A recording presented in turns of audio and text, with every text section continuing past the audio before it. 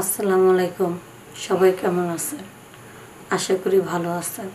আমিও ভালো আছি। আজকে যে গল্পটা আপনাদেরকে শোনাবো সেটা কোনো সিনেমা বা মুভির গল্প না। সেটা হচ্ছে আমার জীবনে ঘটে যাওয়ার একটি ঘটনা আপনাদের সাথে শেয়ার করতে চাই।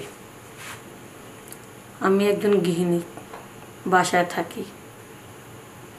আমার স্বামী প্রবাসে থাকে। আমার স্বামী আমাকে অনেক টাকা পয়সা দিয়েছে, কিন্তু ভালোবাসা সুখ ঠিক মতন দিতে পারেনি। সবসময় টাকার পিছনে সে ছুটেছে।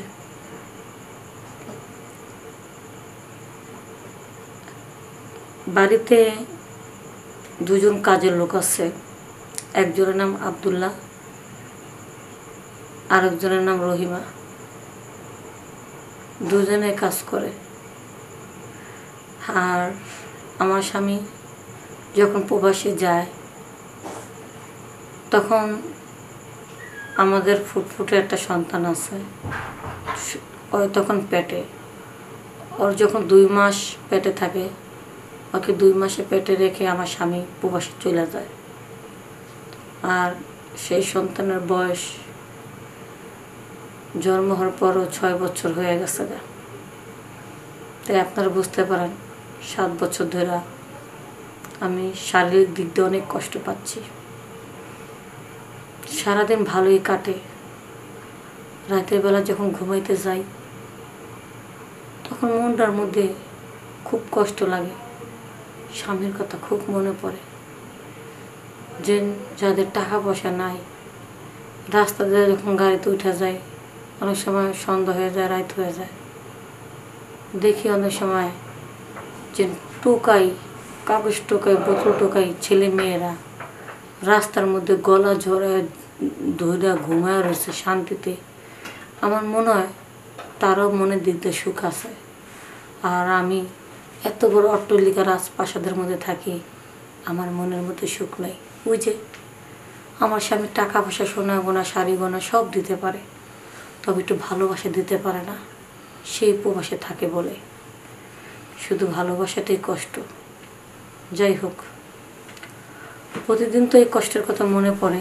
দিনের বেলা ভালোই থাকি, রাত হলে তো অনেক মনে পড়ে। তো আমার বাড়ির কাজকর্ম সম্পূর্ণ দায়িত্ব তো আব্দুল্লাহ, রহিমার কাছে দিয়ে রাখি। আর আমার ছেলের দায়িত্বটা শুধু আমি রাখি। আমি ওর দায়িত্ব কারো কাছে ছাড়ি না। পরে ওকে নিয়ে আমি যখন স্কুলে দেওয়ার জন্য বাসা থেকে বের হলাম, মোড়ের মধ্যে দাঁড়িয়ে একটা রিক্সাওয়ালারে ডাক দিলাম যে যাবেন কিনা ওই কামালবাগ। তো বললো হ্যাঁ যাব। তো কামালবাগে বিশ্ববিদ্যালয়, সরকারি প্রাইমারি স্কুল আছে কামালবাগ। তো ওখানে আমি ছেলেকে নিয়ে রিক্সা উঠলাম। তো রিক্সা উঠছি মতন দেখি রিক্সার যে সামনে গ্লাসটা আছে, সে আরে গ্লাসটা একটু তাকায় দেখে আমাকে। আমি যখন আমার দিকে আবার তাকালাম, দেখি আমার বুকের ওড়নাটা সইরা রয়েছে। তার আবার নজরটা খারাপ দেখে আমি আবার ওড়নাটা ঠিক করলাম। পরে হঠাৎ করে দেখি যে রাস্তা দিয়ে আমরা যাই ওই রাস্তা থেকে ঘুরে নিয়ে যেতেছে। তাই আমি বললাম, কী ব্যাপার ভাই, আপনি অন্য রাস্তা ঢুকতেছেন কেন? তবে ওই রাস্তাটা একটু নির্জন মনে হইতেছে। কয় আপা, ওখান তো অনেক জ্যাম পড়বো, তাই এদিক দিয়ে তাড়াতাড়ি করে যাইতেছি। আমি মনে করলাম হয়তো তাই। পরে নির্জন জায়গায় গাড়িটা থামায় দিছে। আশেপাশে কোনো গাড়িওয়ালাকেও দেখতেছি না, কোনো মানুষজনও দেখতেছি না। আমারও মনের মধ্যে ভয় ভয় লাগিয়ে গেল গা। পরে আমি বললাম, গাড়ি থামাইছেন কেন? আমার হিসু ধরছে। এরকম একটা আঙ্গুল দেখা আমার হিসু ধরছে। তো আমি বুঝতে পারলাম। আমি বলছি ঠিক আছে, যান আপনি হিসু দিয়ে আসে। সেই রিক্সাটা সইরেও তো একটু দূরে যায়, ফাঁকে যায় হিসুটা দিবে, তাই না? সে ফাঁকে যায় হিসু না দিয়ে রিক্সার সামনে আমি তো রিক্সার মধ্যে বসা, আমার সামনে সে বসে পড়ল।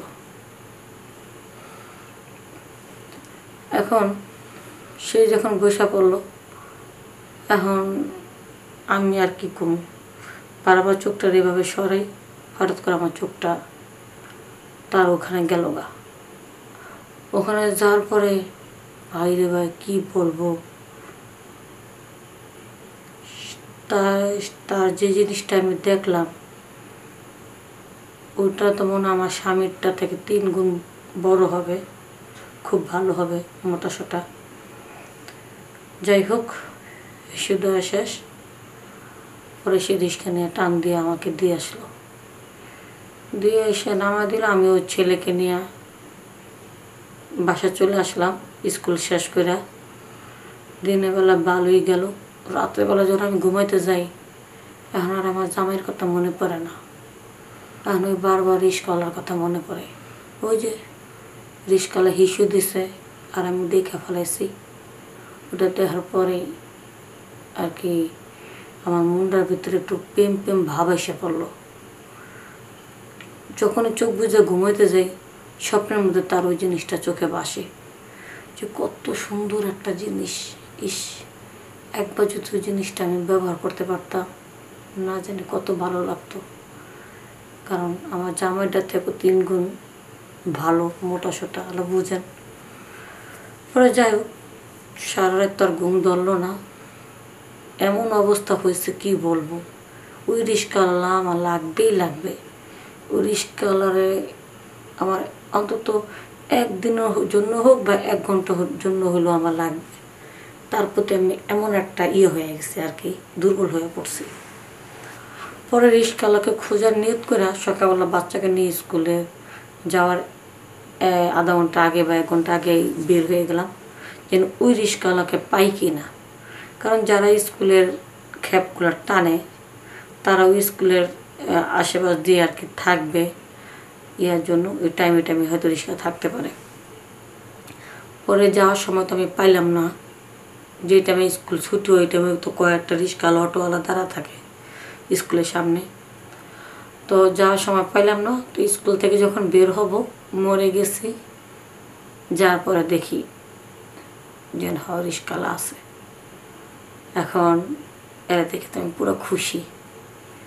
যখন সে আবারও আগের মতন করে আয়নার দিকে তাকাইয়া যখন নজরটা দেয় আমার দিকে, আমি আবার অন্যটা নিজে নিজে সরাইয়া রেখা আমার ফিগার দুটো একেবারে বের মানে ফুটে থাকে, ওই অবস্থায় তারা সুযোগ করে দিয়ে আর কি দেখার মতন।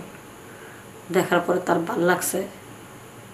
এখন সে একটা ভাল লাগার পরে একটা গান ধরছে, আজ পাশা খেলবো রে সম। যখন আজ পাশা খেলবো রে সম এই গানটা যখন ধরলো, তখন আমি আবার কইলাম কি, খেলার জায়গা থাকলে তো খেলন যায়। সত্যি বলতেছে, খেলার জায়গা থাকলে হবে? আমি বললাম হ।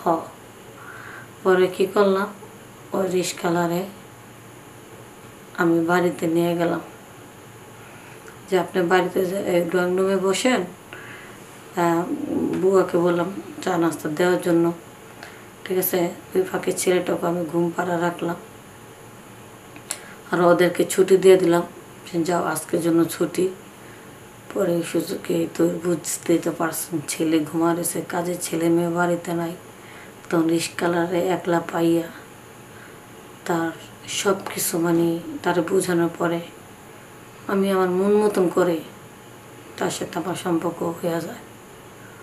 এখন এত ভালো লাগছে।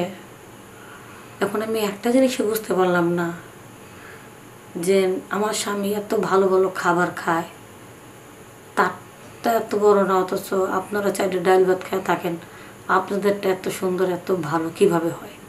তখন সে বলে, ম্যাডাম, যারে যেভাবে বানাইছে, যারা যেটা দান করছে। তখন আমি বুঝতে পারলাম যে সব মানুষ তো একরকম না, কেউটা বড় কেউটা ছোট থাকতেই পারে, এটাই স্বাভাবিক। কিন্তু যাই হোক, রিক্সাওয়ালাটা আমার সাথে খাপে খাপ মিলে গেছে। এখন আমার এত ভালো লাগছে। এখন রিক্সাওয়ালাকে বললাম, যতদিন পর্যন্ত আমার স্বামী না আসে ততদিন পর্যন্ত আপনি কাজটা সারবেন। আর রিক্সাওয়ালার প্রতি দুর্বল হওয়ার পরে আমার স্বামীর সাথে ঠিক মতন কথা বলার বা মানে কথা বলি না। আমার স্বামীও আস্তে আস্তে সন্দেহ করে। যখন সন্দেহ করা শুরু করছে তখন আমার স্বামী আমাকে না জানায় বাড়িতে চলে আসে, আর আয়সা দেখে রিস্কালার সাথে হাতে নাতে আমি আমার স্বামীর কাছে ধরা পাই। ধরা খাওয়ার পরে মানে আমি আমার স্বামীর সংসার সন্তান সব হারায় ফেলাই। আমাকে বাড়ি থেকে বের করে দেয়। তার 4-5 দিন পরে আমাকে ডিভোর্স লেটার পাঠায় দেয়। তখন আমি চিন্তা করলাম যে আমার জীবনের ঘটনাটা আমি সবার সাথে একটু শেয়ার করি, অন্তত আমার মতন যে সকল বোনেরা ভুল করতেছে সেই সকল বোনেরা যেন আমার মতন আর এরকম ভুল না করে।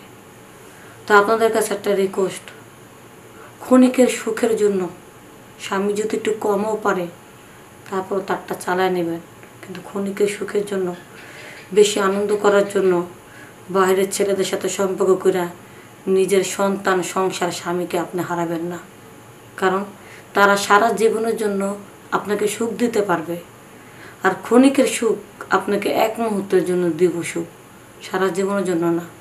তো এই জন্য ক্ষণিকের সুখের জন্য সারা জীবনের সুখ আপনারা নষ্ট করবেন না। যারা মা বোনেরা আছেন তাদের কাছে আমার এটাই রিকোয়েস্ট। সবাই ভালো থাকবেন, সুস্থ থাকবেন। আসসালামু আলাইকুম।